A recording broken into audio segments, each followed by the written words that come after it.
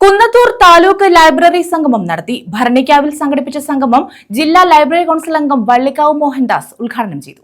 Bharanikkavu P Krishnapillai memorial ഹാളിലാണ് Kunnathur taluk library സംഗമം സംഘടിപ്പിച്ചത്. ഗ്രന്ഥശാല സംഘം ജില്ലാ കൗൺസിൽ അംഗം ഡോക്ടർ വള്ളിക്കാവ് മോഹൻദാസ് സംഗമം ഉദ്ഘാടനം ചെയ്തു.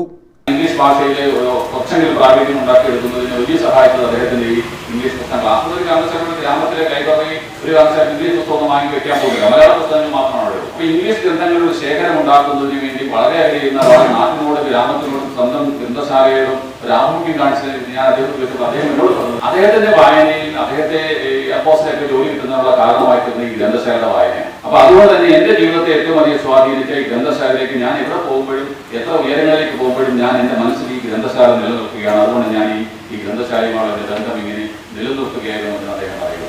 RS അനിൽ അധ്യക്ഷത വഹിച്ചു. കൗൺസിൽ വൈസ് പ്രസിഡന്റ് ബിനീഷ് ഭാവി പ്രവർത്തനങ്ങൾ അവതരിപ്പിച്ചു. R Madanamohanan, Aji Bahuleyan, R Sujakumari, A Sabu, Anitha Prasad, K Vijayamma, KC സുഭദ്രമ്മ, Rajendran Unnithan തുടങ്ങിയവർ പങ്കെടുത്തു. News bureau, Sasthamkotta.